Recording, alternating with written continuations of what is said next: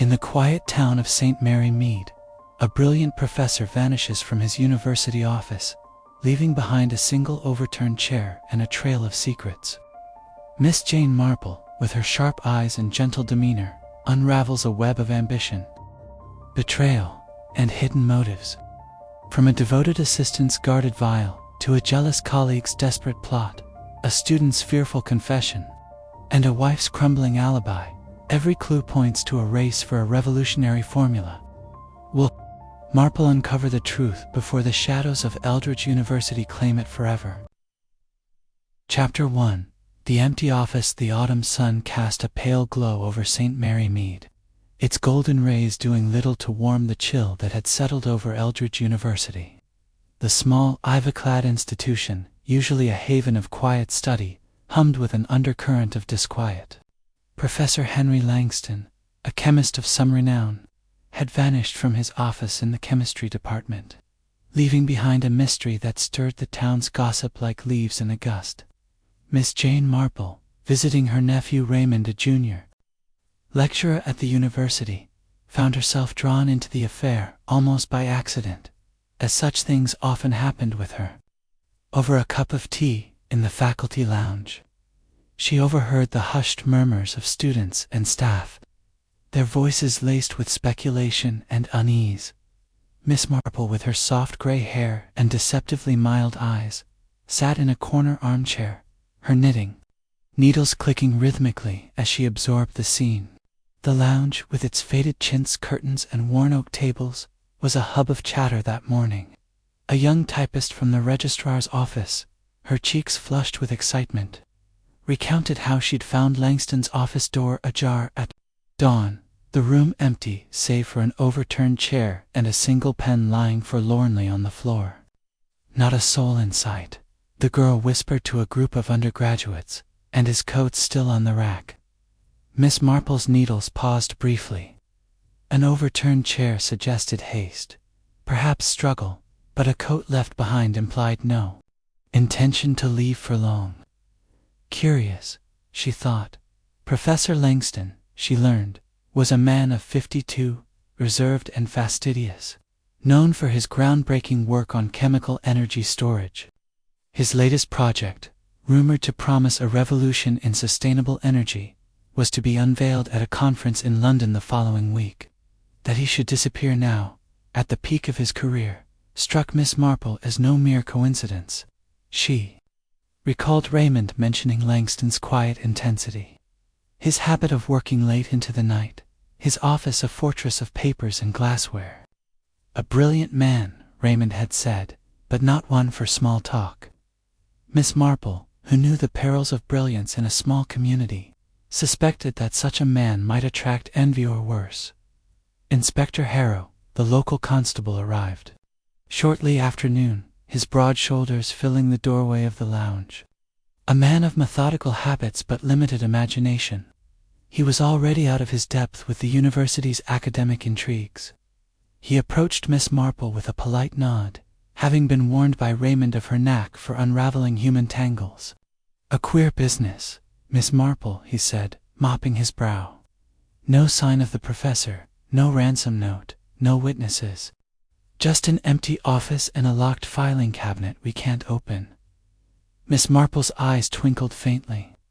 "A locked cabinet, Inspector. That often tells a story of its own." Accompanying Harrow to the chemistry building, Miss Marple surveyed Langston's office. It was a narrow room, lined with bookshelves and laboratory equipment, smelling faintly of chemicals and old leather. The overturned chair, a sturdy wooden piece, lay at an awkward angle near the desk. The desk itself was unnaturally tidy, its surface clear except for the pen and a single sheet of blank notepaper. Miss Marple's gaze lingered on the notepaper. "Odd," she murmured, "for a man so buried in work to leave his desk so bare." Harrow nodded, though his attention was fixed on the filing cabinet, its lock gleaming defiantly. The inspector rattled off the names of those closest to Langston. Clara Brent, his assistant, a diligent young woman who managed his experiments. Dr. Morris Pelham, a colleague known for his ambition and sharp tongue; Timothy Reed, a promising but impulsive student; and Eleanor Langston, the professor's wife, whose elegance was matched only by her reserve. Any one of them might know something, Harrow said, rubbing his chin. Miss Marple, adjusting her shawl, agreed, though she privately thought that knowing something was not the same as telling it. As they left the office, Miss Marple paused at the window, which overlooked a quiet courtyard. A groundskeeper was raking leaves, his movements slow and deliberate. She noted the window's latch, slightly worn but secure, and the absence of any marks on the sill. No one climbed in or out, she remarked to Harrow, who grunted in agreement. Yet her mind was already turning over the human elements, the rivalries, loyalties, and secrets that simmered beneath the university's placid surface. People, Inspector, she said softly, are rarely as tidy as they seem. We shall have to look closely at their untidy corners. Returning to the lounge, Miss Marple resumed her knitting, her needles a steady counterpoint to the whispers. Around her, the vanished professor, she sensed, was not merely a puzzle of where, but of why. And in St. Mary Mead, where human nature was her lifelong study, she knew the answer lay not in the empty office but in the hearts of those who had last seen it occupied. Chapter 2. The Devoted Assistant. The late morning light filtered through the leaded windows of Eldridge University's administration building, casting a lattice of shadows across the constable's temporary office. It was a small, utilitarian room, its walls lined with faded maps and notices, and it smelled faintly of ink and damp wood. Inspector Harrow sat behind a borrowed desk, his notebook open, his pen poised with the diligence of a man who trusted procedure above inspiration.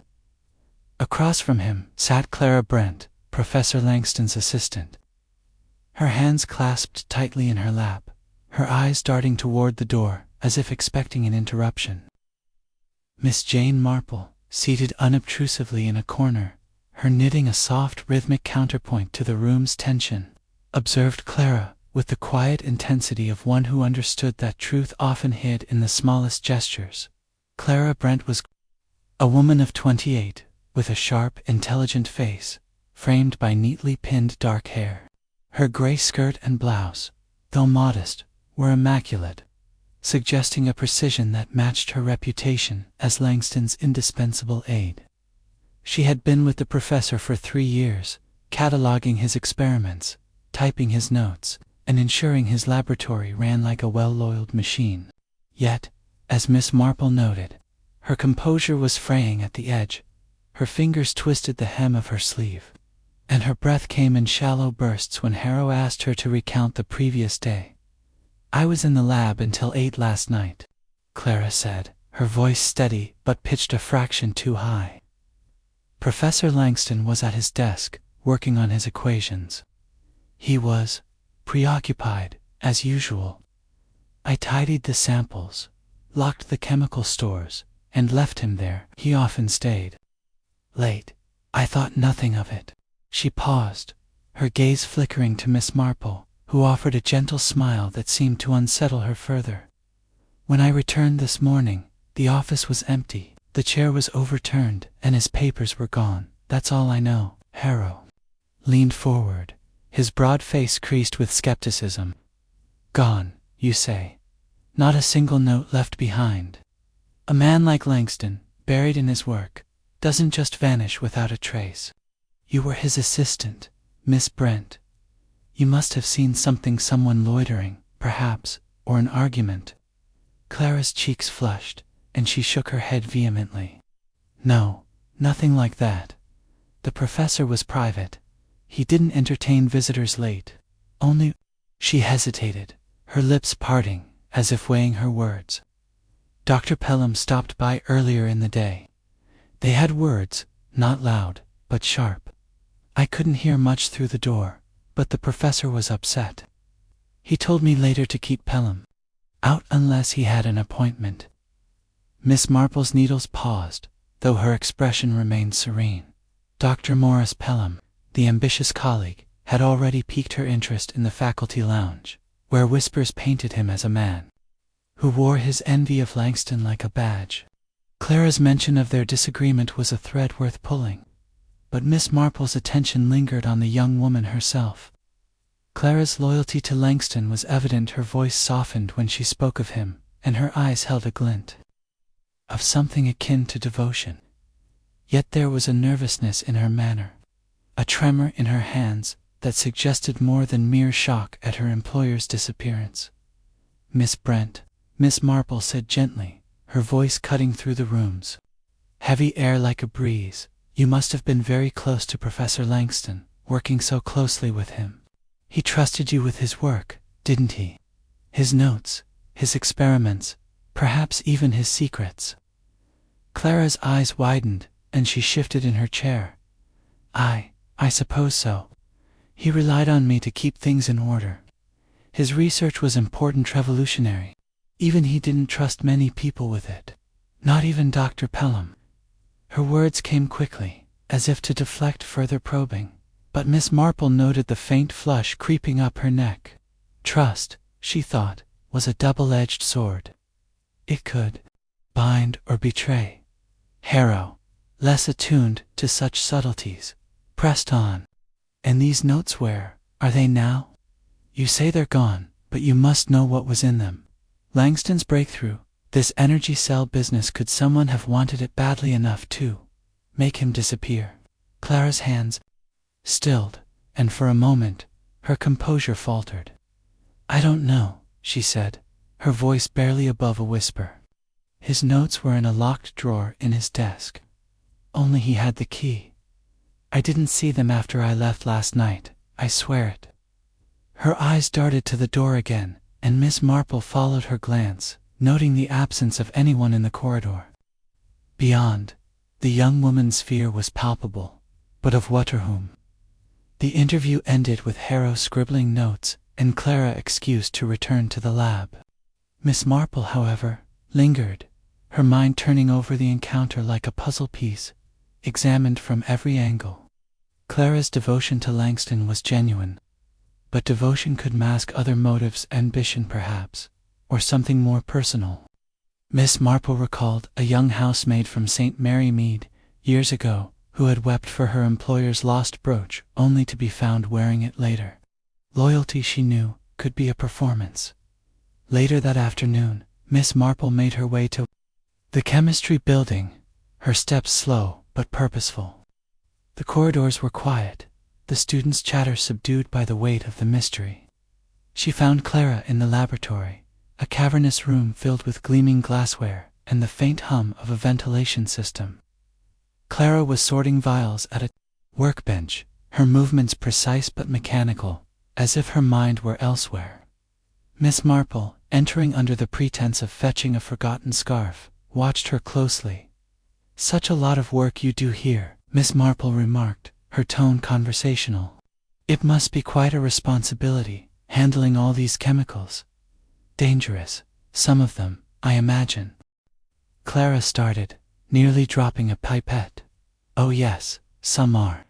But I'm careful. The professor taught me well." She offered a tight smile, but her eyes were guarded. Miss Marple nodded, her gaze drifting to a locked cabinet in the corner, its keyhole glinting under the fluorescent lights. "And all these locked places," she continued, as if musing aloud. "Professor Langston must have valued his privacy." Clara's smile faded. He did. His work was sensitive. He didn't want it falling into the wrong hands. She turned back to her vials, but Miss Marple caught the slight tremor in her fingers. The wrong hands, she thought. Whose might those be? As Miss Marple left the lab, she passed Dr. Pelham's office, its door ajar. Inside, she glimpsed the man himself, pacing and muttering to himself, a telephone receiver pressed to his ear. His voice was low, but the urgency in it carried. "It's under control," he said sharply before hanging up. Miss Marple, pausing just out of sight, filed the moment away. Pelham's rivalry with Langston was no secret, but his agitation suggested something more immediate, a plan, perhaps. or a fear of exposure. Back at her nephew's cottage that evening, Miss Marple sat by the fire, her knitting a steady rhythm, as she recounted the day to Raymond. "Clara Brent is a puzzle," she said, her eyes distant. "She's devoted to Langston, but there's something she's not saying. A secret, perhaps, or a fear. And Dr. Pelham, his ambition is like a storm cloud, ready to break. We must watch them both closely." Raymond, accustomed to his aunt's insights, raised an eyebrow. "You think Clara's involved?" "She seems to, Ernest." Miss Marple smiled faintly. "Earnestness, my dear, is often the best disguise. I once knew a curate in St. Mary Mead so sincere, so devout, until we found he'd been pilfering the collection plate. People hide their truths in plain sight." As the fire crackled, Miss Marple's thoughts returned to Clara's nervous glances, her insistence on Langston's late-night work, and the locked drawer she claimed not to have opened. The professor's disappearance was no random act. It was tied to his research, and Clara, as his gatekeeper, knew more than she let on. Whether she was protecting Langston or herself remained to be seen. Miss Marple's needles clicked on, each stitch a step closer to unraveling the truth hidden in the shadows of Eldridge University. Chapter 3. The ambitious colleague. The afternoon sun hung low over St. Mary Mead, its light glinting off the slate roofs of Eldridge University's chemistry building. The air carried a faint tang of autumn leaves and the distant hum of the town. But within the academic halls, a heavier atmosphere prevailed. The disappearance of Professor Henry Langston had cast a pall over the faculty, and whispers of suspicion trailed like shadows. Miss Jane Marple, her shawl draped neatly over her shoulders, moved through the corridors with the unhurried gait of one accustomed to observing rather than being observed. Her destination was the office of Dr. Morris Pelham, the colleague whose name had surfaced in Clara Brent's nervous account, and whose ambition, Miss Marple suspected, might hold the key to the mystery. Dr. Pelham's office was a stark contrast to Langston's austere workspace. It occupied a prime corner of the chemistry building, its large windows overlooking the manicured quadrangle. The room was a study in self-importance. Polished mahogany shelves displayed a parade of awards and framed certificates. A sleek desk gleamed under a brass lamp, and a Persian rug lent an air of opulence that seemed out of place in the modest university. Pelham himself, a man in his early 40s with slicked-back hair and a tailored suit, stood arranging papers when Miss Marple knocked lightly on the open door. Inspector Harrow, who had reluctantly agreed to her presence, loomed behind her, his notebook at the ready. "Inspector, Miss Marple, is it?" Pelham's voice was smooth, with a practiced charm that did not quite reach his eyes. "I suppose you're here about poor Langston. A dreadful business." He gestured to a pair of leather chairs, his smile as polished as his trophies. Miss Marple settled into one, her knitting bag resting on her lap, her eyes taking in the room's every detail: the locked filing cabinet in the corner, the faint smudge of ink on Pelham's cuff, the way his fingers tapped restlessly against the desk. Harrow began with his usual bluntness. "Dr. Pelham, you were seen near Langston's office yesterday afternoon. Miss Brent mentioned a disagreement. Care to explain?" Pelham's smile tightened, but he leaned back in his chair with an air of nonchalance. "A disagreement? Hardly. Henry and I often discussed our work. He was intense about his project, you know, secretive to a fault. I merely suggested he share more with the department. Collaboration breeds progress, after all." His tone was reasonable, but Miss Marple noted the slight narrowing of his eyes, the way his hand brushed the edge of a silver paperweight as if seeking reassurance. "Secretive," Harrow repeated, scribbling in his notebook. "And what was he working on that needed so much secrecy? This energy cell business worth a lot, I hear." Pelham's laugh was a touch too loud. "Worth a lot. To science, perhaps. Henry's ideas were ambitious, but impractical. He was chasing a dream, locking away his notes like they were gold. I told him he'd burn himself out, but he wouldn't listen. He shrugged, his fingers now still, though Miss Marple caught the briefest glance toward the filing cabinet. She tilted her head, her voice soft and disarming. It must be difficult, Dr. Pelham, working alongside someone so singular in his focus. I understand you applied for the same grant Professor Langston won last year. A prestigious award, was it not? Pelham's composure faltered for a fraction of a second, his lips pursing before he recovered. The Rutherford grant. Yes, I applied. Henry's proposal was chosen, and I congratulated him. Academic rivalry is hardly a motive for whatever you're implying. His tone sharpened, and he adjusted his cufflinks, a gesture Miss Marple recognized as a shield against discomfort. She had seen it before in a St. Mary Mead solicitor who, flustered by questions about a missing will, had fiddled with his watch chain in much the same way. Harrow pressed on. Where were you last night, around 8 or 9? Langston was in his office then, according to his assistant. I was at home, Pelham replied smoothly, preparing a lecture for my advanced thermodynamics class. My housekeeper can confirm. I was there until late. He leaned forward, his voice taking on a confiding tone. Look, Inspector, Henry was under pressure. This conference in London was weighing on him. Perhaps he simply walked away. It wouldn't be the first time. A scholar cracked under the strain. Miss Marple's needles clicked softly, a steady rhythm that seemed to unsettle Pelham more than Harrow's questions. A curious suggestion, Dr. Pelham, she said, her tone mild. But Professor Langston's coat was left behind, and his office was left in disarray. Not the actions of a man planning to leave, surely. Pelham's eyes flickered to her, a flash of irritation breaking his polished facade. People act irrationally, Miss Marple. I'm sure you've seen that in your village. The word carried a faint sneer, but Miss Marple's serene smile did not waver. She had encountered such condescension before, often from those with something to hide. As Harrow wrapped up the interview, Miss Marple's gaze drifted to a photograph on the wall, a group of faculty at a conference, Pelham beaming beside a dear-looking Langston. The contrast was striking. Pelham's charisma against Langston's quiet intensity. She recalled a snippet of gossip from the faculty lounge, where a junior lecturer had mentioned Pelham's recent meetings with representatives from a rival energy firm. Ambition, she thought, could drive a man to great lengths, especially when coupled with resentment. Leaving Pelham's office, Miss Marple paused in the corridor, her eyes lingering on a bulletin board cluttered with notices.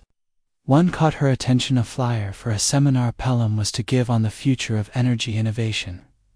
The date was set for the week after Langston's conference presentation. A coincidence, perhaps, but Miss Marple distrusted coincidences. She recalled a St. Mary Mead grocer who had timed his shop's grand reopening to overshadow arrivals, a petty act that had revealed a deeper grudge. Pelham's seminar, she suspected, might be more than academic posturing. Later that day, Miss Marple joined Inspector Harrow for tea at a small cafe near the university. A quaint establishment with checkered tablecloths and a view of the town square, over scones, and a pot of Darjeeling. She shared her observations. Dr. Pelham is a man who likes to be seen, she said, her voice low. His office, his manner, it's all a performance. But there's a crack in it, Inspector. He's too quick to dismiss Langston's work, too eager to suggest he ran off. And that filing cabinet in his office locked, you'll notice, just like Langston's. Harrow frowned, buttering his scone. You think he's got Langston's notes, or worse? I think, Miss Marple replied, her eyes twinkling, that Dr. Pelham wants something Langston had. Whether it's his research or his reputation, I can't say yet. But envy, Inspector, is a powerful force. I once knew a choir master in St. Mary Mead who sabotaged a rival's hymn book out of pure jealousy. Small stakes, perhaps, but the heart of it is the same. Harrow grunted, unconvinced but deferring to her instincts. I'll have a constable check his alibi with the housekeeper, and maybe take a closer look at that seminar of his. Miss Marple nodded, her mind already turning to the next thread in the tapestry. Pelham's polished exterior hid a restlessness, a hunger for recognition that Langston's success had thwarted.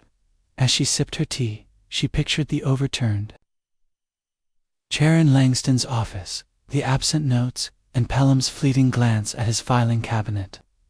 The pieces were scattered, but Miss Marple knew that human nature, like her knitting, followed patterns.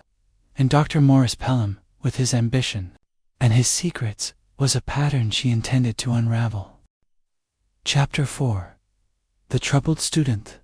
The late afternoon shadows stretched long across the Eldridge University courtyard, where students hurried between lectures, their voices a low hum against the rustle of falling leaves. Miss Jane Marple, her shawl tucked neatly about her, sat on a bench near the chemistry building, her knitting a quiet companion as she watched the ebb and flow of academic life. The disappearance of Professor Henry Langston had unsettled the campus, and nowhere was this more evident than among the students, whose whispered theories swirled like the autumn breeze. Miss Marple's attention, however, was fixed on one student in particular, Timothy Reed, a young man whose name had surfaced in the hushed conversations of the faculty lounge and Clara Brent's guarded remarks. His connection to Langston, she sensed, held a piece of the puzzle, and she had arranged to meet Inspector Harrow at the student cafeteria to question him. The cafeteria was a cavernous room, its tables cluttered with books and trays, the air thick with the smell of overcooked vegetables and coffee. Timothy Reed sat alone at a corner table, his gangly frame hunched over a notebook, his glasses slipping down his nose as he scribbled furiously. He was 21, with a mop of unruly brown hair and a nervous energy that seemed to vibrate through his thin fingers. When Harrow and Miss Marple approached, he started, his pencil clattering to the table. "Inspector, and ma'am," he stammered, pushing his glasses up. "Is this about Professor Langston?" Harrow, settling into a chair with the weight of authority, nodded. "It is, Mr. Reed. You were his student, one of his best, I hear. When did you last see him?" Timothy's eyes darted to Miss Marple, who offered a gentle smile, her knitting needles clicking softly in her lap. The gesture seemed to unsettle him further, as if her calm scrutiny saw more than he wished. "Monday evening," he said, his voice cracking slightly. "I was in the lab, helping with some calculations. He was distracted, but that was normal. He sent me home around 7. Said he had work to finish." Miss Marple tilted her head, her voice as soft as a whisper of silk. "And was that usual, Timothy, for him to stay so late? You must know his habits well, being so close to his work." Timothy flushed, his fingers twisting the edge of his notebook. He always stayed late. His project, the energy cellid, was everything to him. He didn't trust many people with it. Not even Miss Brent, sometimes. His words tumbled out, too quick, and Miss Marple noted the flicker of guilt in his eyes. She recalled a young gardener in St. Mary Mead, who had spoken just as hurriedly. When questioned about a missing rose bush, his guilt plain in his haste, Harrow leaned forward, his notebook open. "Miss Brent says you had an argument with Langston recently. Something about you sneaking into his office. Care to explain?" Timothy's face drained of color, and he pushed his glasses up again, a nervous tick. "It wasn't an argument, not really. I went into his office last week, after hours. I just wanted to see his latest notes. I thought if I could understand his formula, I could help more. I'm applying to the Cavendish Institute, and his recommendation would mean everything. But he caught me, and he was angry. Said I'd betrayed his trust." His voice broke, and he looked down, his hands trembling. "I didn't mean any harm. I admire him. Miss Marple's needles paused, her eyes narrowing slightly. Admiration, she knew, could curdle into desperation, especially in a young man eager to prove himself. She thought of a choir boy in her village, whose adoration for the organist had led him to steal sheet music, hoping to impress. It must be difficult, Timothy, she said gently, to admire someone so much and feel you've disappointed them. Did you see anything in those notes, anything that might explain why someone would want Professor Langston gone? Timothy shook his head, but his eyes flicked to the side, avoiding hers. No, nothing. Just equations, chemical structures. I didn't understand most of it. He locked his notes away after that, in his desk drawer. I swear I never went back. His voice was earnest, but Miss Marple caught the slight hesitation, the way his fingers tightened on his notebook. He was holding something back, she was certain, though whether it was guilt or fear, she could not yet tell. Harrow, less patient, pressed on. And last night, where were you after 7? Anyone see you? I was in the library, Timothy said quickly, studying for my exams. I left around 9. The librarian, Mrs. Tate, she saw me there. He glanced at Miss Marple again, as if seeking her approval, but her serene expression gave nothing away. She made a mental note to check with Mrs. Tate, though she suspected Timothy's alibi would hold. Alibis, in her experience, were often the easiest part of a story to arrange. As Harrow jotted down the details, Miss Marple's gaze drifted to Timothy's notebook, its pages filled with dense calculations and diagrams. One caught her eye, a sketch of a molecular structure, strikingly similar to the torn page found in the university bin, with Pelham scrawled in the margin.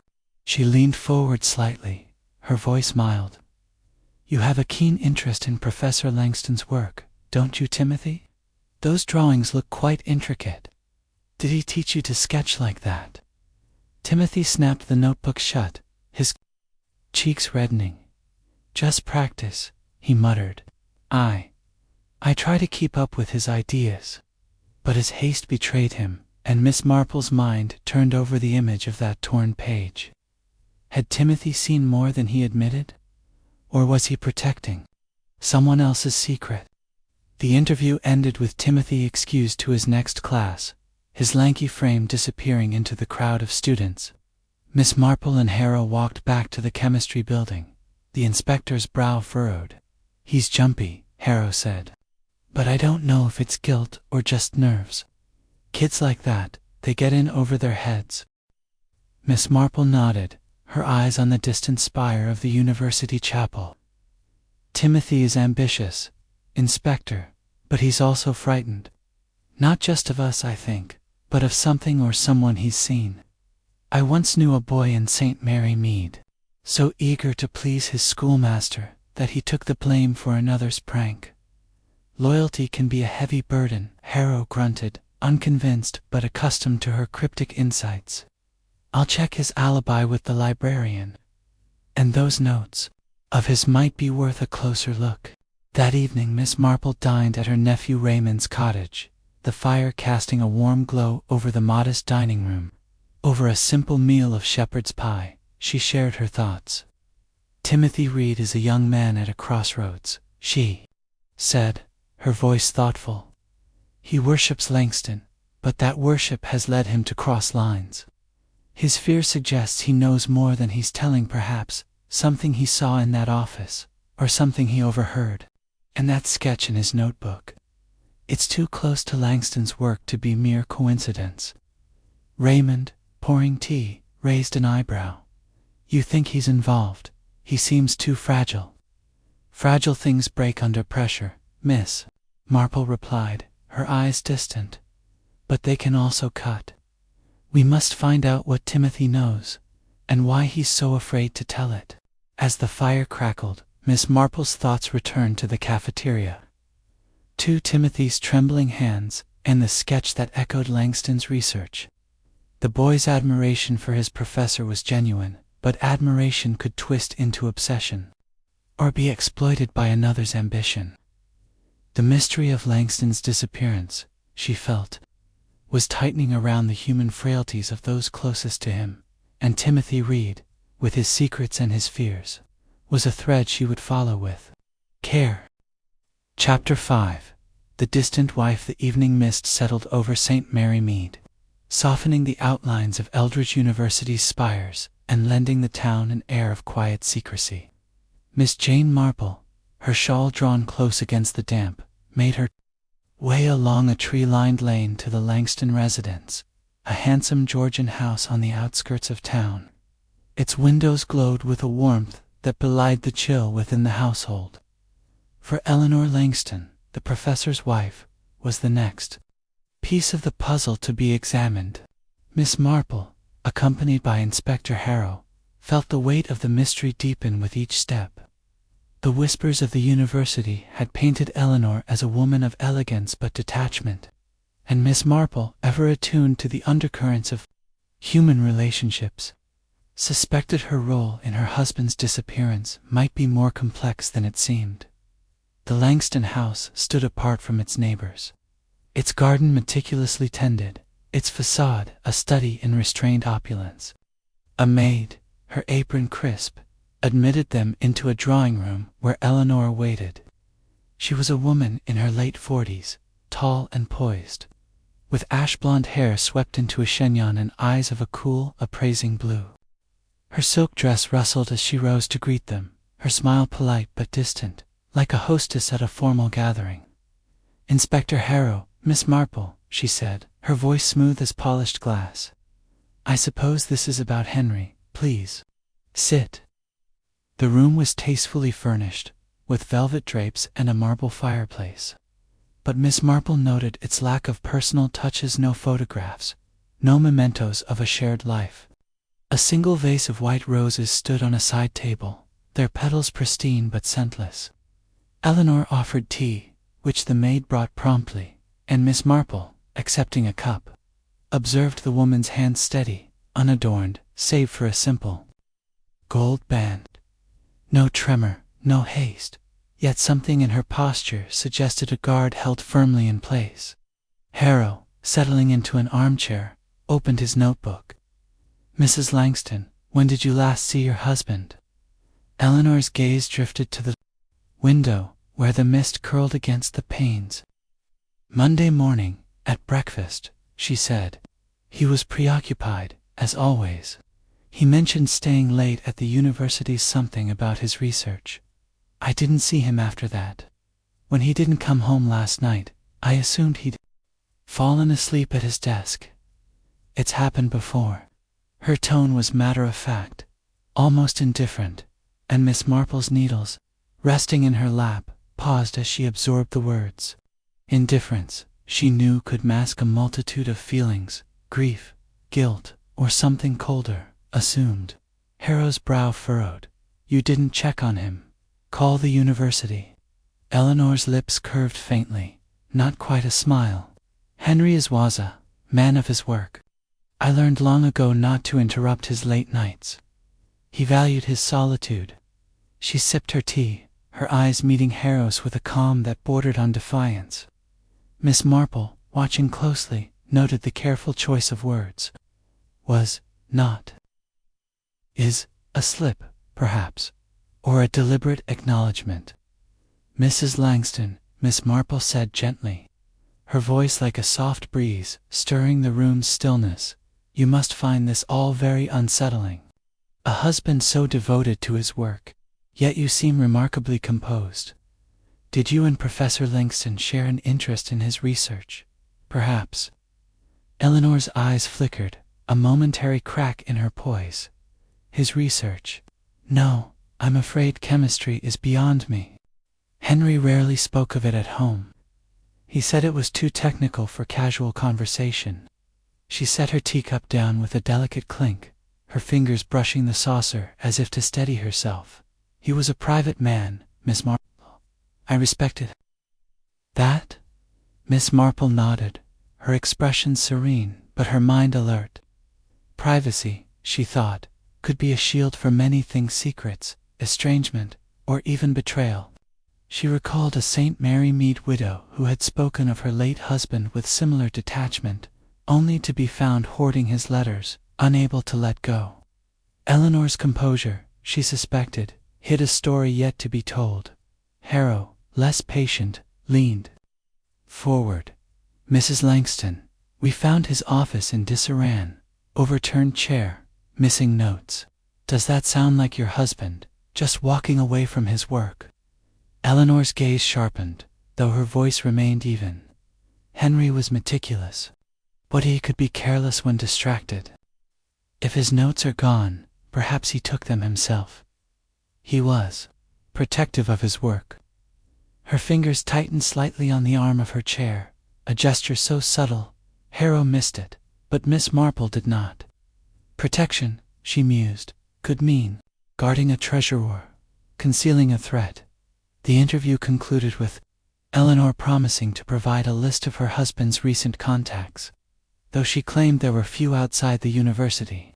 As they left the house, Miss Marple paused on the gravel path, glancing back at the glowing windows.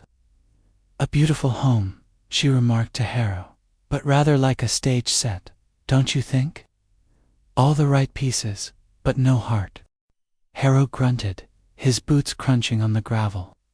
"She's cold, I'll give you that. But involved? I don't see it. No motive, no nerves. She's got an alibi book club, she says, till late." Miss Marple's eyes twinkled faintly. "Alibis, Inspector, are like knitting patterns, easy to follow, but not always true to the final design. I once knew a lady in St. Mary Mead who claimed to be at a sewing circle while her garden shed burned down. The circle vouched for her, out of loyalty. We must look into this book club." The next morning, Miss Marple visited the town library, where Eleanor's book club met weekly.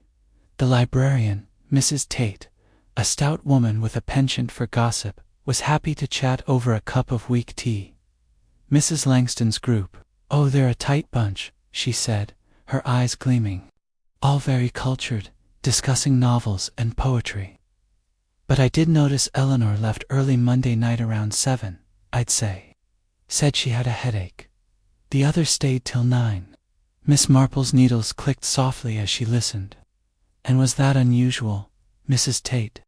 For her to leave early?" Mrs. Tate pursed her lips. "Not unheard of, but she's usually the last to go. Always so composed, that one, you'd think nothing could ruffle her." She lowered her voice, leaning closer. "Though I heard from Mrs. Grayson, who lives next door to the Langstons, that their marriage wasn't all roses. Separate lives, more or less. She's at her club more than she's home." Miss Marple thanked her, her mind turning over this new thread. Eleanor's early departure from the book club left a gap in her alibi, and the neighbors' gossip suggested a marriage strained by distance. She thought of a St. Mary Mead couple, outwardly perfect, whose quiet resentments had simmered until a stolen necklace brought them to light. Eleanor's detachment, she suspected, might conceal a deeper wound, or a calculated plan. Returning to Raymond's cottage that evening, Miss Marple sat by the fire, her knitting a steady rhythm as she shared her thoughts with her nephew. "Eleanor Langston is a woman who knows how to present herself," she said, her voice thoughtful. "But her calm is a mask, I think. She knows more about her husband's work or his disappearance than she lets on." That slip, saying was instead of is, was no accident. And her book club.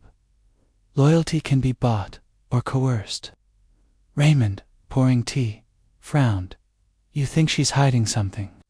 She seemed more indifferent than guilty. "Indifference," Miss Marple replied, her eyes distant, "is often the hardest mask to wear. We must learn what lies beneath it, and why she left her book club early that night."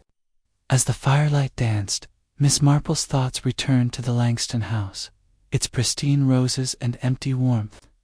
Eleanor's composure was a thread in the tapestry of the mystery, but whether it led to innocence or complicity, only time and careful observation would reveal. Chapter 6. The clue in the notebook, The morning mist had lifted from St. Mary Mead, leaving the air crisp and the cobblestones of Eldridge University's quadrangle gleaming faintly under a pale sun.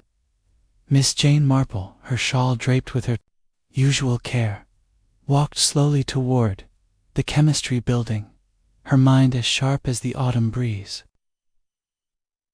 The disappearance of Professor Henry Langston had woven a web of suspicion around his assistant, colleague, student, and wife, but no clear thread had yet unraveled the mystery.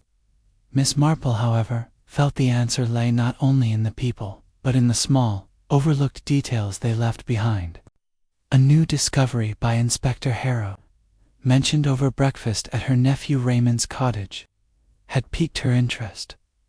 A torn page from Langston's notebook, found in a bin near the chemistry building, its edges jagged and its contents tantalizingly incomplete. The constable's office, where Harrow awaited her, was a cramped space cluttered with files and the faint smell of pipe smoke.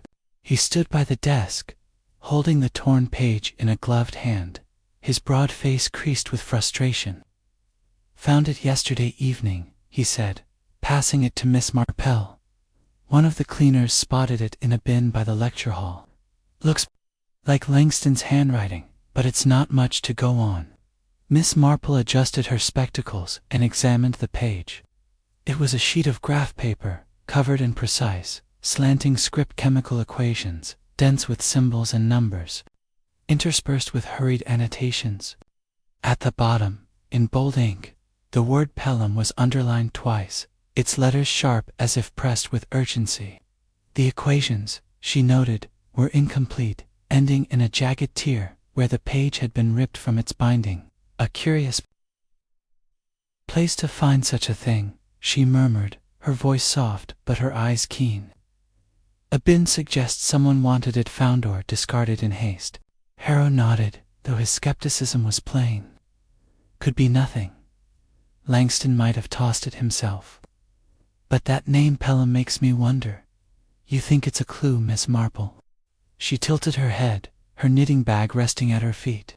"A clue, Inspector, is only as good as the hand that places it. This page was not thrown away carelessly. It was meant to be seen, or perhaps to mislead.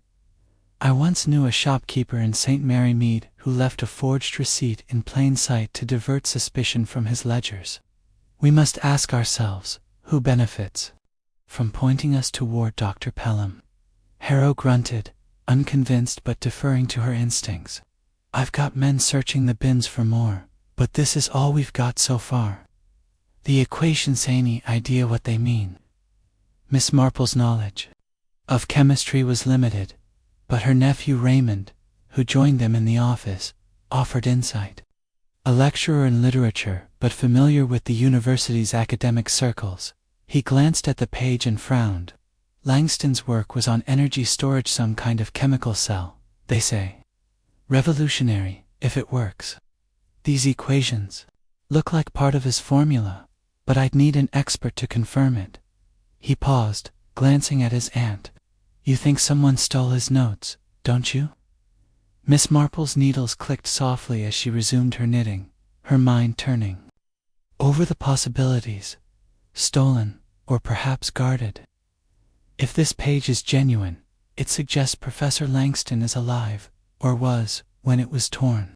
A dead man does not discard his work so carelessly.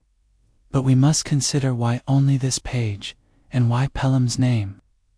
The trio made their way to the chemistry building, where the laboratory hummed with the quiet efficiency of students and staff. Though an undercurrent of unease lingered, Miss Marple, lingering near Langston's office, examined the bin where the page had been found, a metal receptacle tucked beside a lecture hall, easily overlooked yet accessible to anyone passing through. She noted its proximity to both Langston's and Pelham's offices, a detail that sharpened her suspicions. "Anyone could have placed it here," she said to Harrow, her voice thoughtful. "Clara, Timothy, even Mrs. Langston, if she visited the university. But the question is intent." Harrow, impatient for action, suggested searching Pelham's office again, but Miss Marple raised a hand. "Not yet, Inspector. We must tread carefully. Dr. Pelham is a man who guards his reputation fiercely. If he is involved, he will have covered his tracks. Let us first speak to someone who might know more about these equations. They sought out Dr. Evelyn Carter, a retired chemist who still consulted at the university and had mentored Langston years ago. Her office was a cozy nook filled with books and faded photographs, its air heavy with the scent of lavender. Dr. Carter, a spry woman in her 60s with sharp gray eyes, examined the torn page with interest. "This is Henry's work, no doubt," she said, tracing the equations with a finger. "It's part of his energy cell formula, new approach to stabilizing chemical reactions for power storage. If he's perfected it, it could change the industry. But this page is incomplete. The key variables are missing." Miss Marple's eyes twinkled faintly. "And would such a formula be worth stealing, Dr. Carter?" The chemist's expression darkened. "Worth stealing? My dear, it's worth a fortune. Energy companies, governments, they'd pay handsomely for it." Henry was cautious, though. He kept his notes locked away, shared them with no one except, perhaps, Clara Brent.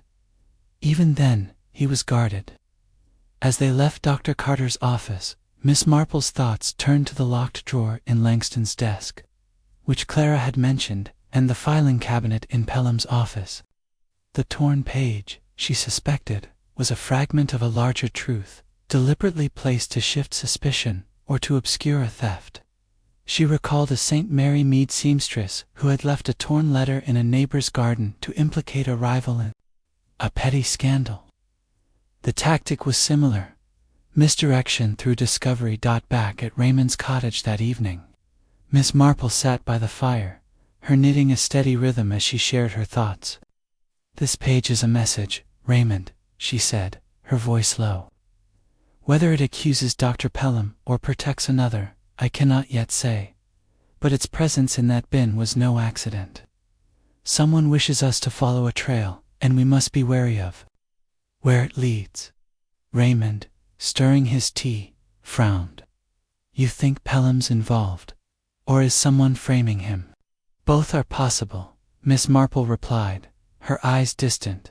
"Dr. Pelham's ambition is a fire that burns brightly, but fires can be stoked by others. Clara, Timothy, even Eleanor, they all have reasons to point us toward him. We must look closer at their hands, not just the page they've left for us to find." As the fire crackled, Miss Marple's mind returned to the torn page, its equations a cipher of Langston's genius, and the name Pelham, a beacon in the fog. The mystery was tightening, and she sensed the truth was near, hidden in the careful steps of those who thought themselves unseen. Chapter 7. A shadow in the lab. The twilight settled over St. Mary Mead with a hush, the last rays of the October sun casting long shadows across Eldridge University's quadrangle. The chemistry building stood silent, its windows dark save for a faint glow from the laboratory wing, where late-night experiments often hummed into the evening. Miss Jane Marple, her shawl drawn tightly against the evening chill, lingered near the building's entrance, her presence as unassuming as the falling leaves. She had taken to strolling the campus after dusk, her sharp eyes catching what others missed in the day's bustle. The torn page from Professor Langston's notebook, with its cryptic equations and the underlined name Pelham, had deepened her suspicions. But it was the human threads, Clara Brent's nervous glances, Dr. Pelham's polished unease, Timothy Reed's guilt, and Eleanor Langston's cool detachment that kept her circling the mystery like a moth around a flame. Tonight, her instincts had drawn her to the laboratory, prompted by a remark from a junior lecturer at tea. Clara Brent had been seen entering the chemistry building well after hours, her movements furtive. Miss Marple, who knew the power of small observations, had decided to investigate. She moved quietly along the shadowed corridor, her steps muffled by the worn linoleum, her knitting bag a familiar weight at her side. The laboratory door was ajar, a sliver of light spilling into the hall, and from within came the soft clink of glass, peering through the gap. Miss Marple saw Clara Brent at a workbench, her dark hair loosened from its usual neat bun, her face pale under the fluorescent lights. She was handling a small glass vial, its contents glinting amber as she held it to the light. Her movements were precise but hurried, her eyes darting to the door as if sensing a watcher. Miss Marple stepped back into the shadows, her heart steady but her mind racing. Clara's presence here, alone and secretive, was no coincidence. Was she safeguarding Langston's work, or tampering with it? Miss Marple waited, her breath slow and silent, until Clara slipped the vial into a locked drawer beneath the workbench, securing it with a key from her pocket. The young woman's hands trembled as she wiped them on her lab coat, and she cast one last glance around before hurrying toward the door. Miss Marple, quick despite her years, retreated to a nearby alcove, her shawl blending with the dimness. As Clara passed, Miss Marple caught the faint scent of chemicals and the tension in her posture, like a deer poised to flee. When the corridor was silent again, Miss Marple approached the laboratory, her curiosity outweighing caution. The room was a maze of glassware and machinery, its air heavy with the acrid temps of reagents. She examined the drawer Clara had used, its lock small but sturdy, the keyhole gleaming with recent use. Miss Marple's lips pursed slightly. A locked drawer, like the one in Langston's office, suggested secrets worth hiding. She recalled a St. Mary Mead baker who had kept stolen recipes in a locked tin, his secrecy betraying his theft. Clara's vial, she suspected, held more than a routine sample. The next morning, Miss Marple shared her discovery with Inspector Harrow over tea at Raymond's cottage. The inspector, his broad face creased with fatigue, listened with growing interest. "You saw her with a vial?" he asked, his pen pausing over his notebook. "Could be evidence, maybe even part of Langston's formula." Miss Marple needles clicked softly, her eyes thoughtful. "Possibly, Inspector.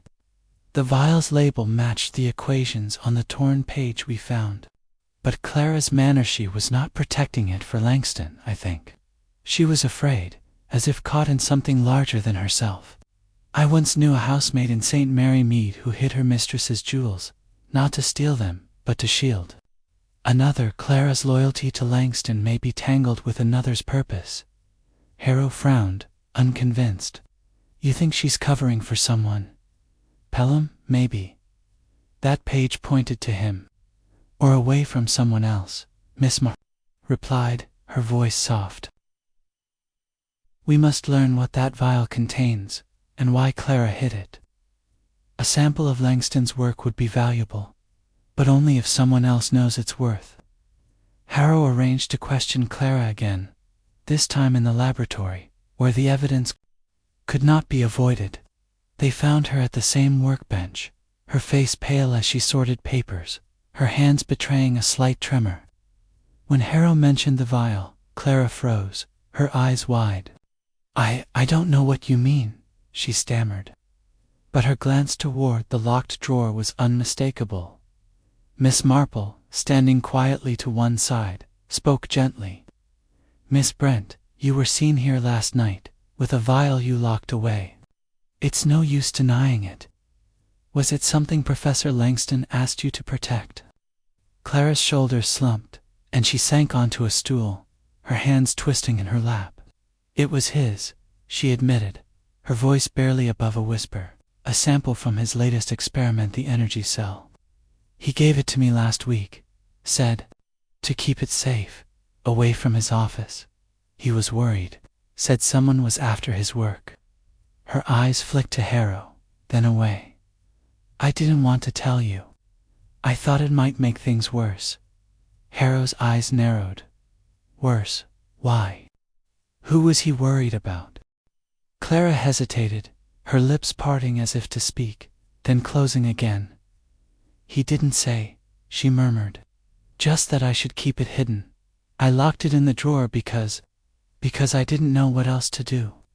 Miss Marple's needles paused, her gaze steady. Clara's fear was genuine, but her story felt incomplete, like a letter with pages missing. "And yet you came here at night, alone," she said softly. "Not to check on it, but to move it, perhaps. Or to show it to someone."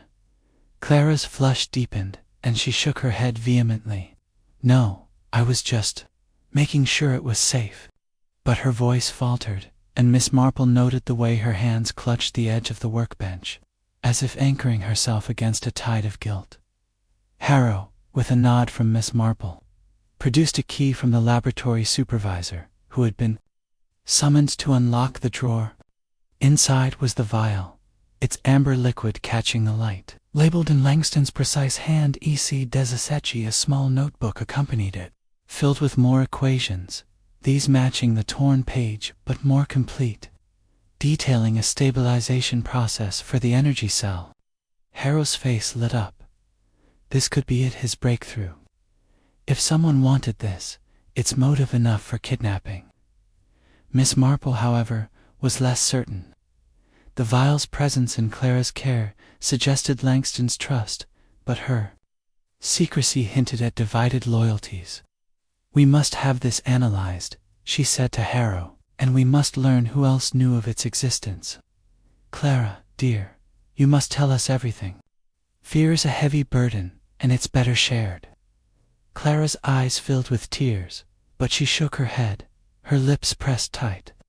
As Harrow took the vial and notebook into evidence, Miss Marple watched her closely, sensing the young woman's struggle. Clara was protecting someone, or something, and the truth lay just beyond her silence. That evening, at Raymond's cottage, Miss Marple sat by the fire, her knitting a steady rhythm as she recounted the day's events. "Clara is caught, Raymond," she said, her voice thoughtful. "She loves Langston's work, perhaps even Langston himself, but she's shielding another. The vial is a piece of the puzzle, but it's the why of her secrecy that matters. I recall a St. Mary Mead girl who hid her brother's poaching traps, not for love of him, but fear of his temper. Clara's fear is the key." Raymond, pouring tea, frowned. "You think she's protecting Pelham, or maybe Timothy, or someone we've yet to consider," Miss Marple replied, her eyes distant. "The laboratory is a place of secrets, and shadows move easily there. We must watch Clara closely, and the vial may yet lead us to Langston." As the fire crackled, Miss Marple's thoughts returned to the laboratory, the glint of the vial, and Clara's trembling hands. The mystery was tightening, and the shadow in the lab was but one thread in a tapestry she was determined to unravel. Chapter 8. The colleague's secret. The morning sun filtered through the tall windows of Eldritch University's library, casting a golden glow over rows of leather-bound volumes and the faint dust motes that danced in the air. Miss Jane Marple, her shawl neatly folded over her arm, sat at a polished oak table in a quiet corner, her knitting bag at her side. The library, with its hushed reverence, was a place where secrets often whispered through the pages, and Miss Marple had come to seek one such whisper. The vial and notebook found in Clara Brent's care had sharpened her focus on Dr. Morris Pelham, whose name, underlined on the torn page from Langston's notebook, loomed like a shadow over the mystery of the professor's disappearance. Her instincts, honed by years of observing human nature in St. Mary Mead, told her that Pelham's ambition was a thread that needed careful pulling. Miss Marple had learned from a chatty library assistant, Miss Florence Tate, that Pelham had been borrowing books on industrial espionage and corporate patents in recent weeks, an unusual choice for a chemist whose public work focused on theoretical thermodynamics. The information, gleaned over a cup of tea and a discussion of village book clubs, had set Miss Marple's mind alight. She had also heard, through Raymond's connections in the faculty lounge, that Pelham had been seen meeting with representatives from Enertech, a rival energy company, at a local inn. These threads, though delicate, wove a pattern of ambition that could not be ignored. Inspector Harrow, ever methodical, agreed to confront Pelham again, this time in his office, where the man's polished exterior might crack under pressure. They found him at his desk, surrounded by the gleam of awards and the faint scent of expensive cologne. Pelham's suit was as immaculate as ever, but Miss Marple noted a new tension in his posture, a slight hunch to his shoulders, a restlessness in his fingers as he adjusted a stack of papers. "Inspector, Miss Marple," he said, his smile tight but courteous. "I assume this is still about Henry. Have you found him yet?" Harrow, standing with his notebook open, wasted no time. "Not yet, Dr. Pelham, but we've found something else, a page from Langston's notebook, with your name on it. Care to explain?" Pelham's eyes flickered, but he leaned back in his chair, his voice smooth. "My name. I'm flattered Henry thought of me, but I've no idea why. We were colleagues, not confidants. He was secretive, as I've said. Perhaps he was noting a discussion we had." His fingers brushed the silver paperweight on his desk, a gesture Miss Marple recognized from their last meeting, a telltale sign of unease. Miss Marple, seated quietly, spoke in her gentle, disarming tone. "It's curious, Dr. Pelham, that you should borrow books on industrial espionage. A rather specialized interest for an academic, wouldn't you say? I recall a St. Mary Mead merchant who read up on lock-picking before a rash of thefts in the village. Knowledge, you see, often precedes action." Pelham's smile faltered, and a flush crept up his neck. "Espionage? Nonsense. I was researching patent law for a seminar.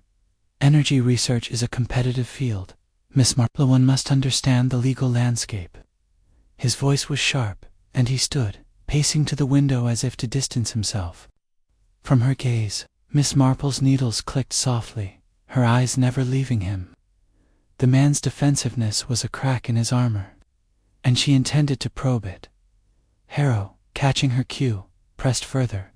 "And these meetings with Enertech, we hear you've been cozy with them. Langston's energy cell worth a fortune, they say. Did you think you could sell his work out from under him?" Pelham spun around, his face reddening. "That's preposterous. I met with Enertech to discuss my own research. I'm a scientist, not a thief. Henry didn't deserve that grant, but I'd never stoop to sabotage." His voice rose, and he caught himself, smoothing his tie with a forced laugh. "You're grasping at straws, Inspector. I was home Monday night, as my housekeeper confirmed. Check again if you must." Miss Marple's expression remained serene, but her mind was alight. Pelham's outburst, though controlled, revealed a bitterness that ran deep. She recalled a St. Mary Mead vicar who had denounced gossip with similar vehemence, only to be found spreading it himself. Pelham's denial was too fervent, his alibi too neatly arranged. "It's a pity," she said softly, "that Professor Langston's notes are missing. A man of your ambition, Dr. Pelham, must find it frustrating to see such work slip away. Perhaps you know more about those notes than you let on." Pelham's eyes narrowed, but he forced a smile. "I know nothing of his notes, Miss Marple. If they're gone, perhaps his assistant misplaced them. Clara was always fussing over his papers." His deflection was swift, but Miss Marple noted the way his gaze darted to the locked filing cabinet in the corner, its keyhole gleaming under the desk lamp.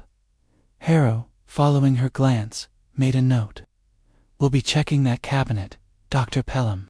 And your meetings with Enertech. If you've got nothing to hide, you won't mind." Pelham's jaw tightened, but he nodded, his charm returning like a mask. "Of course, Inspector, search away. You'll find nothing but lecture notes and grant proposals." As they left the office, Miss Marple paused in the corridor, her eyes lingering on the cabinet's lock. "He's hiding something, Inspector," she said quietly. "Not in his words, but in his hands. That cabinet, he guards it as fiercely as Langston guarded his desk. I once knew a St. Mary Mead solicitor who kept a locked drawer full of innocent papers, but his real secrets were in letters he burned. We must watch what Dr. Pelham does, not just what he says." Harrow, though skeptical, agreed to request a warrant for the cabinet. Later that afternoon, Miss Marple visited the local inn, the Red Lion, where Pelham's meetings with Enertech had taken place. The innkeeper, a jovial man with a knack for remembering faces, confirmed Pelham's presence the previous week. "Aye, he was here with a slick-looking fellow in a suit," the innkeeper said, polishing a glass. "Talked for hours in the back room, looked serious, papers spread out, voices low. Not the usual academic chatter." Miss Marple thanked him, her mind turning over this new thread. Pelham's meetings were no casual consultation. They suggested a plan, perhaps one tied to Langston's research. She recalled a St. Mary Mead farmer who had met secretly with a rival to sell his land. His denials as polished as Pelham's. Ambition, she knew, could drive a man to betray his principles, and Pelham's hunger for recognition was a fire that burned too brightly to be innocent. That evening, at Raymond's cottage, Miss Marple sat by the fire, her knitting a steady rhythm as she shared her thoughts. "Dr. Pelham is a man who wants to be first," she said, her voice thoughtful. "His envy of Langston is not just professional, it's personal. Those meetings with Enertech, the books on espionage, they point to a man who sees work as a prize to be claimed. But he's clever, Raymond. He won't leave his secrets in plain sight." Raymond, stirring his tea, frowned. "You think he's got the notes? Or worse, that he's done something to Langston?" "I think," Miss Marple replied, her eyes distant, "that Dr. Pelham knows more than he admits. His secret is locked away, perhaps in that cabinet, perhaps in his actions. We must watch him closely, for a man so driven will act again." As the fire crackled, Miss Marple's thoughts returned to Pelham's office, the gleam of the filing cabinet, and the bitterness in his voice. The mystery of Langston's disappearance was a tapestry of ambition and betrayal, and Dr. Pelham's secret, she sensed, was a thread that would lead her closer to the truth. Chapter 9. The Student's Confession. The gray dawn crept over St. Mary Mead, cloaking Eldridge University in a veil of mist that seemed to mirror the uncertainty hanging over the campus. Miss Jane Marple, her shawl wrapped snugly against the morning chill, sat in the modest parlor of her nephew Raymond's cottage, her knitting needles moving with their familiar rhythm. The mystery of Professor Henry Langston's disappearance had deepened with each new thread Clara Brent's hidden vial, Dr. Pelham's guarded ambition, Eleanor Langston's cool detachment, and the torn notebook page pointing to secrets yet uncovered. Yet it was Timothy Reed, the nervous student with his fervent admiration for Langston, who now occupied Miss Marple's thoughts. His trembling hands and evasive glances in the cafeteria had betrayed a burden, and she sensed that his story held a key to unraveling the truth. Inspector Harrow, ever diligent if not always discerning, had summoned Timothy for another interview, this time in the constable's cramped office within the university's administration building. The room, with its peeling wallpaper and cluttered desk, felt oppressive under the weight of the case. Timothy sat hunched in a wooden chair, his lanky frame seeming to shrink under Harrow's stern gaze. His glasses slipped down his nose, and he pushed them up with a trembling hand, his eyes darting between the inspector and Miss Marple, who sat quietly in a corner, her knitting a soft counterpoint to the tension. "Mr. Reed," Harrow began, his voice firm, "you've been less than forthcoming. We know you were in Langston's office, snooping through his notes. You admitted as much. But there's more you're not telling us. That torn page, we found your sketches in your notebook look awfully similar. Time to come clean." Timothy's face paled, and his fingers twisted the frayed cuff of his sweater. I told you. I just wanted to understand his work. I didn't take anything, I swear." His voice cracked, and he glanced at Miss Marple, whose gentle smile seemed to unsettle him more than Harrow's glare.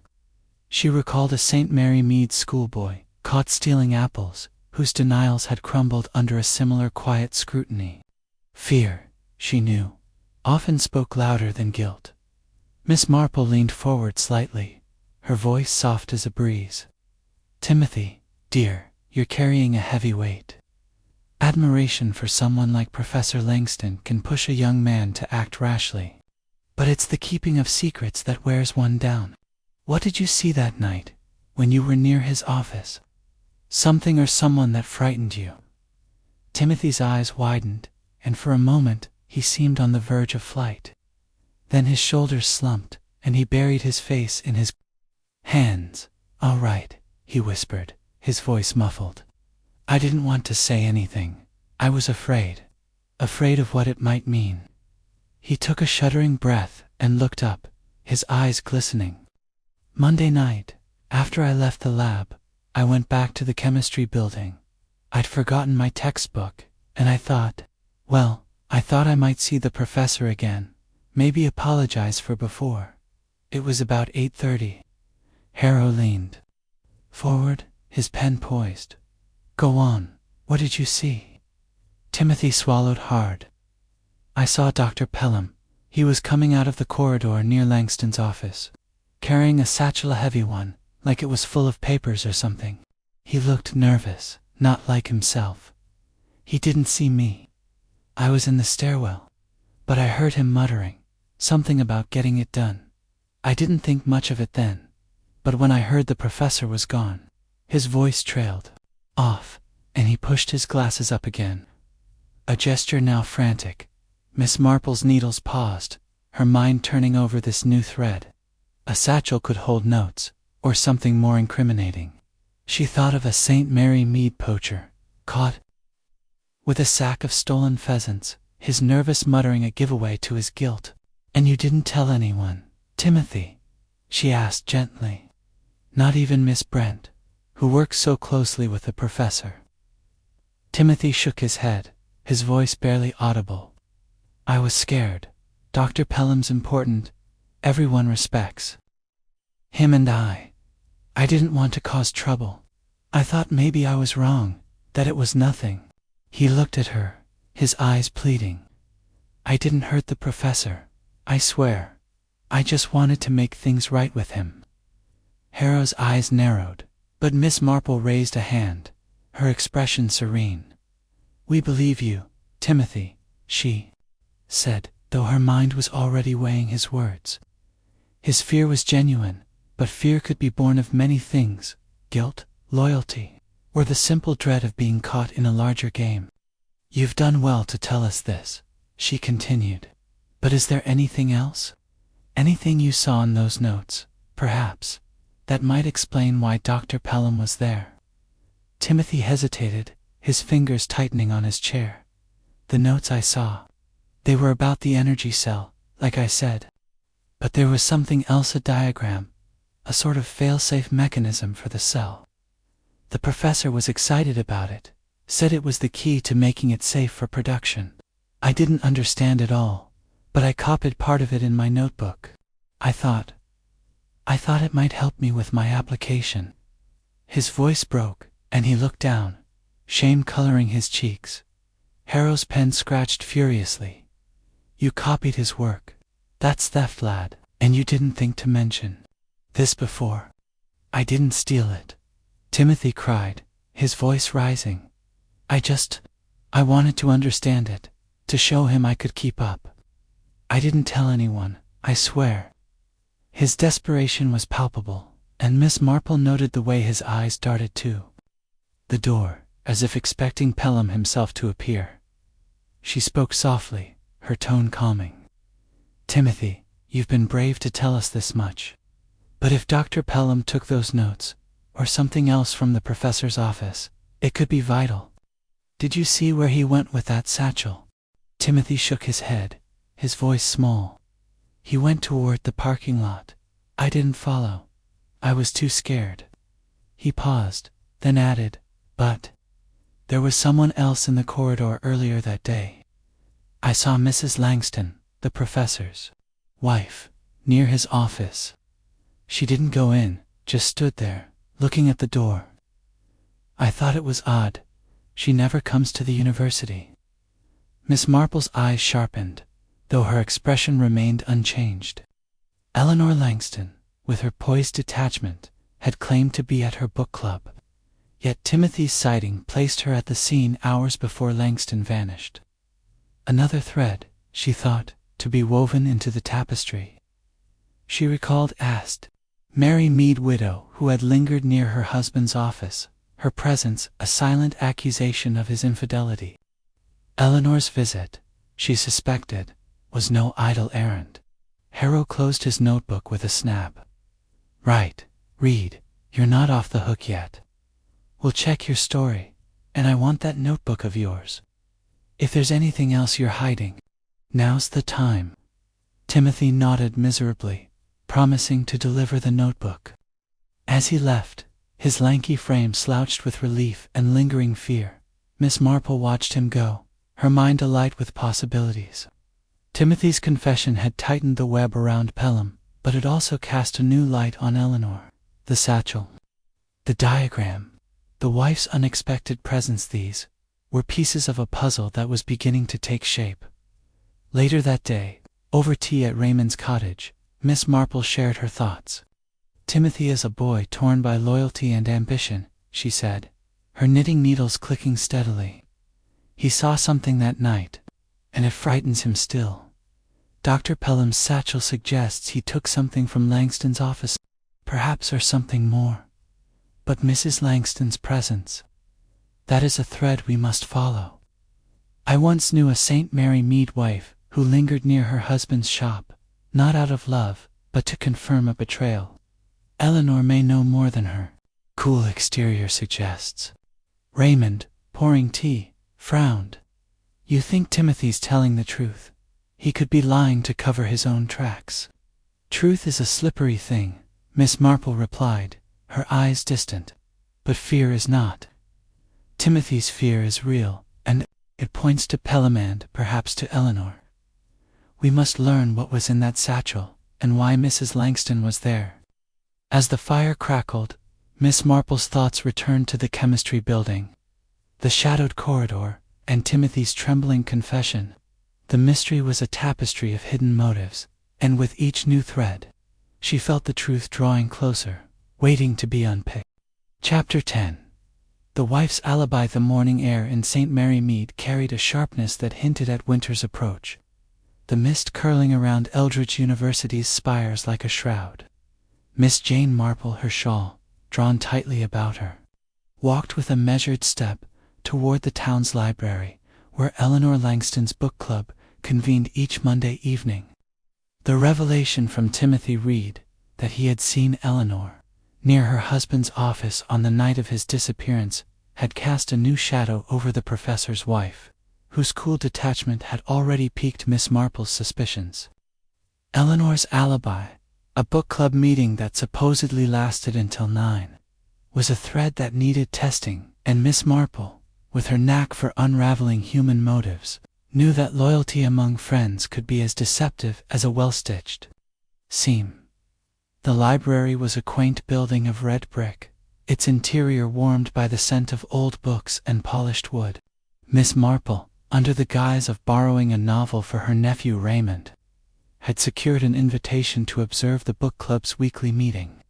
Inspector Harrow, though skeptical of her methods, had agreed to join her later, preferring to check Timothy's notebook for further clues.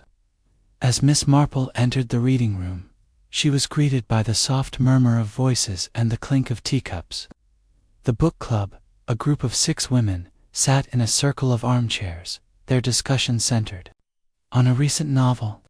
Eleanor Langston presided at the head, her ash-blonde hair gleaming under the lamplight, her smile as poised as ever. Miss Marple took a seat near the door, her knitting bag at her feet, her presence unremarkable to the group, save for a few curious glances.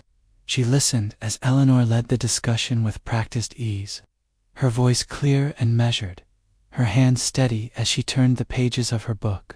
Yet Miss Marple noted the way her eyes flicked to the clock, a subtle sign of distraction. The other women, Mrs. Grayson, a neighbor, Miss Hargreaves, a retired schoolteacher, and 3 others from the town, spoke warmly of Eleanor, their loyalty evident in their quick agreement with her opinions. Too quick, Miss Marple thought. recalling a St. Mary Mead sewing circle, where such unison had hidden a shared secret. After the discussion, as tea was served, Miss Marple engaged Miss Hargreaves in conversation, her tone light and disarming. "Such a charming group," she said, her needles clicking softly. "You must enjoy these evenings. I understand you met last Monday. Poor Mrs. Langston must have been so worried, with her husband missing." Miss Hargreaves, a wiry woman with sharp eyes, nodded. "Oh yes, we were here till 9, as usual." Eleanor was her usual self, though perhaps a bit quieter. She mentioned a headache and left a little early, around 7, I think. We carried on without her. Her words were smooth, but Miss Marple caught a fleeting hesitation, a glance toward Eleanor as if seeking approval. 7, Miss Marple said, her voice gentle. "That's quite early for such a devoted group. I suppose she went straight home to rest." Miss Hargreaves faltered, her teacup pausing at her lips. I assume so. She didn't say we were all so caught up in the book." Her eyes darted to Mrs. Grayson, who was chatting with Eleanor across the room, and Miss Marple noted the silent exchange, a tightening of lips, a quick nod. Loyalty, she thought, could be a powerful shield, but it often cracked under pressure. As the meeting ended, Miss Marple lingered, offering to help stack the teacups. This brought her near Mrs. Grayson, whose gossip-prone nature had already reached Miss Marple's ears. "Such a dreadful time for Mrs. Langston," she said softly, her hands busy with the china. "You live nearby, don't you? You must see her often, coming and going." Mrs. Grayson, a plump woman with a penchant for bright scarves, leaned closer, her voice low. "Oh yes, poor Eleanor. She's been so brave, but I did notice her car wasn't home Monday night when I took my dog out around 8. I thought it odd, with her headache and all." She paused, her eyes widening as if realizing her slip, then hurried to add, "But I'm sure she was just running an errand." Miss Marple's smile was serene, but her mind was alight. Eleanor's alibi was unraveling. Her early departure from the book club now confirmed by 2 sources, and her absence from home placing her near the university at the critical hour. She recalled a St. Mary Mead widow who had claimed illness to cover a clandestine meeting, her alibi upheld by friends until a neighbor's casual remark exposed her. Eleanor's book club, she suspected, was a similar facade, its members bound by loyalty or perhaps persuasion. Harrow joined her later at the Red Lion, where they shared a pot of tea in a quiet corner. Miss Marple recounted her findings, her voice thoughtful. "Eleanor's alibi is weaker than she thinks, Inspector. She left the book club early, and her car was not at home. Timothy saw her near Langston's office, and though she didn't enter, her presence there is no coincidence. One once knew a St. Mary Mead wife who lingered outside her husband's office, not to see him, but to confirm a suspicion. Eleanor may have been watching someone or something." Harrow frowned, his tea untouched. "Watching? You think she's involved? She's got no motive, far as I can see. Cold, maybe, but not a kidnapper." "Motive," Miss Marple replied, her eyes twinkling faintly, "is often hidden in the heart, not the actions. Eleanor's detachment suggests a marriage grown thin, but her presence at the university hints at knowledge she's not shared. We must learn why she was there, and what she hoped to see." Harrow made a note to question Eleanor again, this time with Timothy's sighting in hand. As they parted, Miss Marple walked back to Raymond's cottage, the evening mist swirling around her. Over dinner, she shared her thoughts with her nephew, her knitting a steady rhythm by the fire. "Eleanor Langston is a woman who plays her part well," she said, her voice low. "But her alibi is a threadbare cloth, and her visit to the university was no idle errand. She knows something, Raymond, perhaps about her husband's work, or the one who took him. We must watch her closely." Raymond, slicing bread, raised an eyebrow. "You think she's protecting someone? Pelham maybe, or herself, Miss Marple replied, her eyes distant. A wife's loyalty can be a mask, just as a student's fear or a colleague's ambition can hide the truth. Eleanor's secret lies in what she saw that night, and why she kept it hidden. As the fire crackled, Miss Marple's thoughts returned to the library, the book club's rehearsed loyalty, and Eleanor's fleeting glance at the clock. The mystery of Langston's disappearance was a tapestry of half-truths, and Eleanor's alibi, now fraying, was a thread that would lead her closer to the heart of the truth. Chapter 11. The hidden room. The pale light of a late October afternoon filtered through the high windows of Eldridge University's chemistry building, casting long shadows across the worn linoleum floors. Miss Jane Marple, her shawl draped with care, moved through the corridors with a quiet purpose, her knitting bag a familiar weight at her side. The threads of Professor Henry Langston's disappearance, Clara Brent's secretive vial, Dr. Pelham's guarded ambition, Timothy Reed's fearful confession, and Eleanor Langston's unraveling alibi had woven a complex tapestry, yet the truth remained elusive. Miss Marple's instincts, sharpened by years of observing the subtleties of human nature in St. Mary Mead, urged her to revisit the scene of the crime, Langston's office and the surrounding rooms, where she sensed a detail had been overlooked.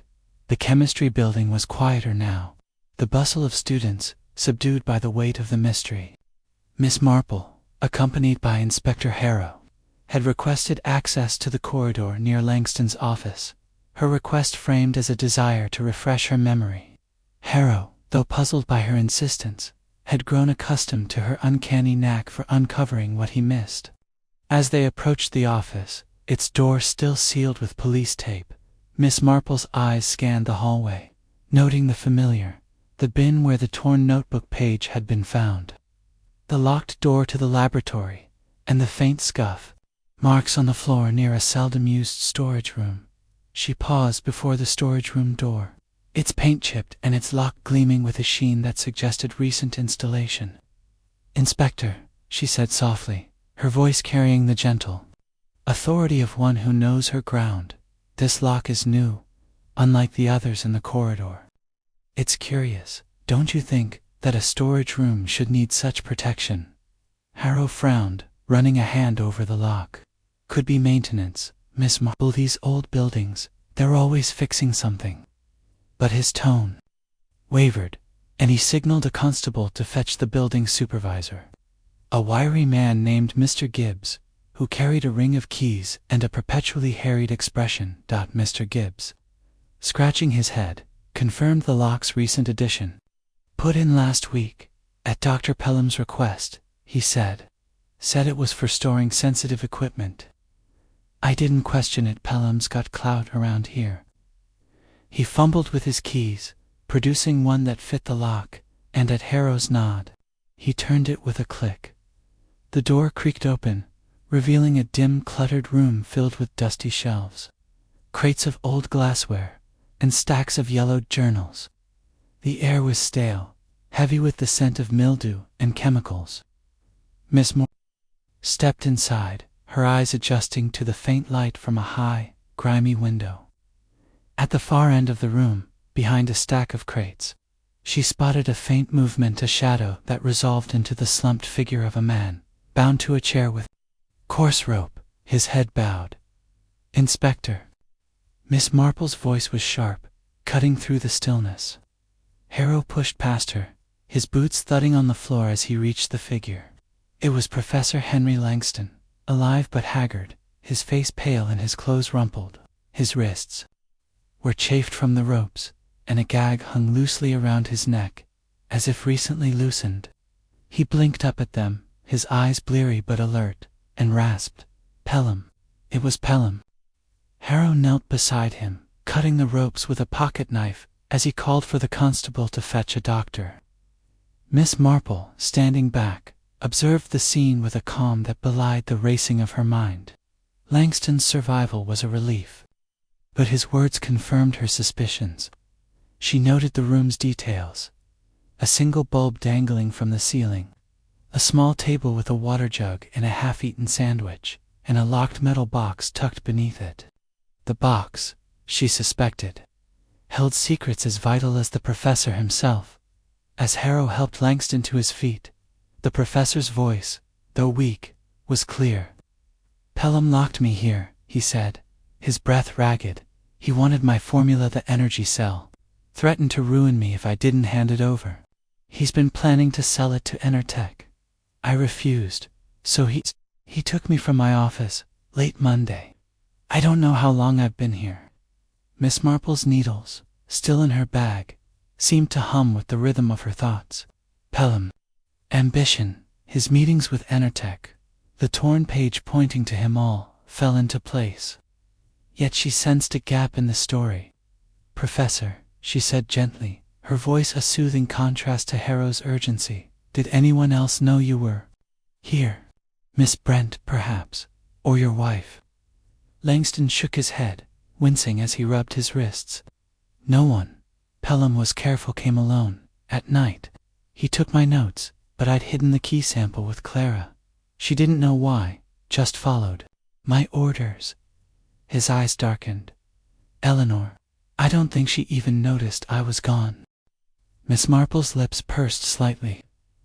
Eleanor's detachment, Timothy's sighting of her near the office, and Clara's secretive vial suggested others might have played a role, knowingly or not.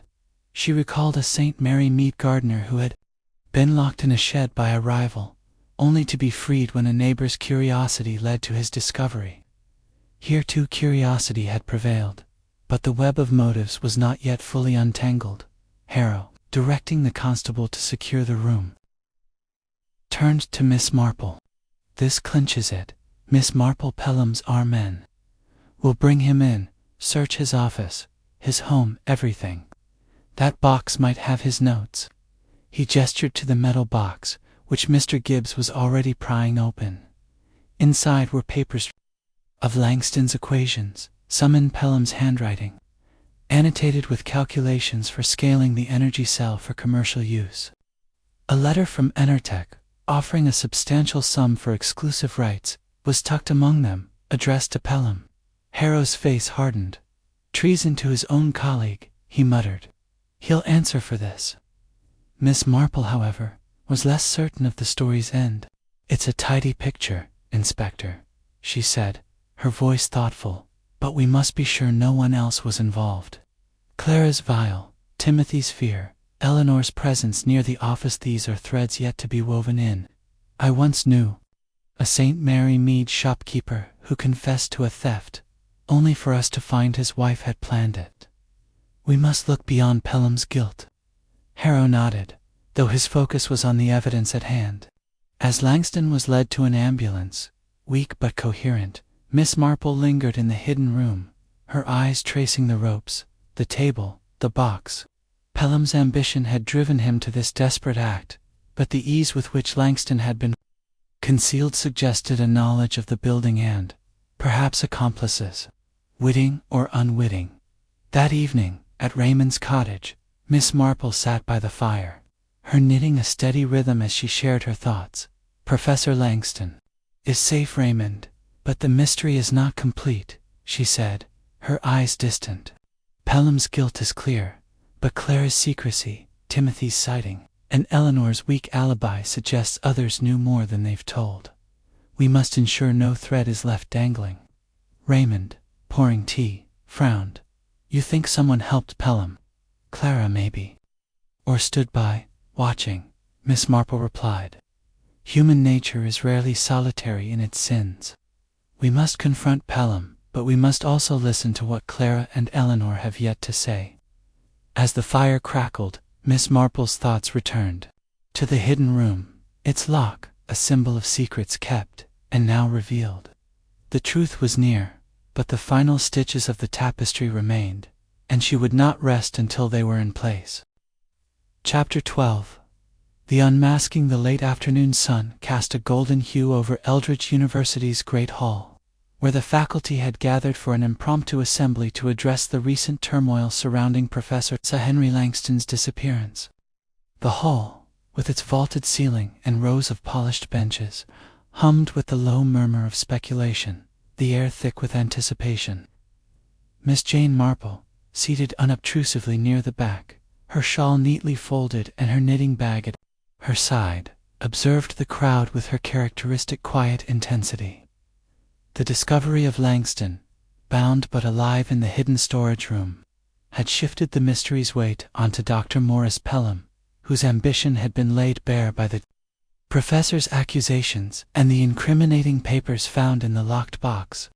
Yet Miss Marple, ever cautious, sensed that the tapestry of motives, Clara Brent's secretive vial, Timothy Reed's fearful sighting, and Eleanor Langston's faltering alibi required one final tug to reveal the full pattern. Inspector Harrow, standing at the hall's entrance, had orchestrated the gathering with Miss Marple's subtle guidance. She had suggested a public confrontation, knowing that Pelham's polished exterior thrived on control, and a stage where his peers watched might crack his composure. The hall filled with lecturers, students, and staff, their faces a mix of curiosity and unease. Clara Brent sat near the front, her hands clasped tightly, her eyes darting to the door. Timothy Reed, his lanky frame hunched, fidgeted with his glasses, while Eleanor Langston, poised as ever in a tailored coat, sat apart, her expression unreadable. Dr. Pelham, the last to arrive, entered with his usual swagger, his suit impeccable, though Miss Marple noted a tightness around his eyes, a flicker of unease that betrayed his confidence. The university's dean, a doorman named Dr. Whitby, opened the assembly with a brief statement, praising the safe return of Professor Langston, who was recovering in hospital under police guard. He introduced Harrow, who stepped forward, his broad frame commanding attention. "We've made progress in the case," Harrow said, his voice carrying over the murmurs.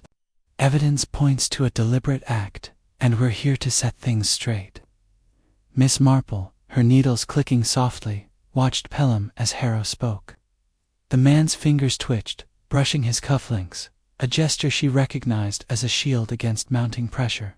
She leaned toward Raymond, seated beside her, and whispered, "He's preparing his defense, but he doesn't know how much we've unraveled." Harrow gestured toward the back of the hall, where a constable held the metal box from the storage room. "We found Professor Langston locked in a storage room, and this box with papers detailing his energy cell formula papers in Dr. Pelham's handwriting, alongside a letter from Enertech offering a fortune for the rights." A gasp rippled through the crowd, and Pelham's face paled, though he maintained his smile. "Preposterous," Pelham said, rising with a practiced laugh. "Those papers are my own work, inspired by Henry's ideas, perhaps, but mine. As for Enertech, I consulted with them on my research. This is a misunderstanding, nothing more." His voice was smooth, but Miss Marple caught the slight tremor in his hands, the way his eyes avoided Langston's empty seat. She stood, her frail figure drawing every eye, her voice gentle but piercing. "Dr. Pelham, it's curious that you should claim these papers as your own. The equations match those in Professor Langston's notebook, found in Miss Brent's care, and the sample she hit the vial labeled EC17 confirms his work. I recall a St. Mary Mead merchant who claimed another's recipe as his own, but the ingredients betrayed him. Your handwriting, sir, is not so easily disguised." Pelham's smile faltered, and a murmur swept the hall. Clara Brent's face flushed, her hands twisting in her lap, while Timothy Reed shrank further into his seat. Eleanor Langston's eyes narrowed, her composure a mask that Miss Marple knew concealed more than it revealed. Harrow, taking the cue, continued, "We also have a witness, Timothy Reed, who saw you leaving Langston's office Monday night, with a heavy satchel. Care to explain that, Dr. Pelham?" Pelham's jaw tightened, and he gripped the edge of his bench. "The boy's mistaken. I was home, as my housekeeper told you. This is a witch hunt, Inspector, and I won't stand for it." His voice rose, but Miss Marple noted the desperation beneath it, like a St. Mary Mead choir master caught in a lie. "About church funds." She spoke again, her tone as soft as a breeze. "And yet, Dr. Pelham, the storage room's new lock was installed at your request, was it not? Mr. Gibbs confirmed it. A curious choice for mere equipment, especially when Professor Langston was found there, bound and accusing you.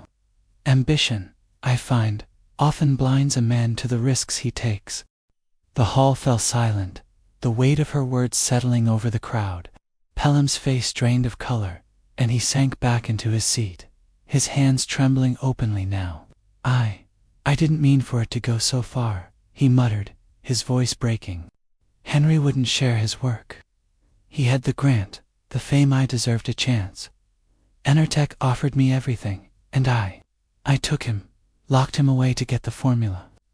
I wasn't going to hurt him, just persuade him. The confession hung in the air, a stark unraveling of his polished facade.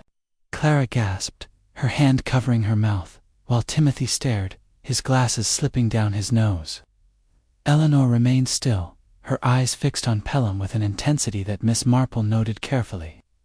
Harrow signaled the constable, who moved to Pelham's side, his cuffs glinting in the light as Pelham was led away.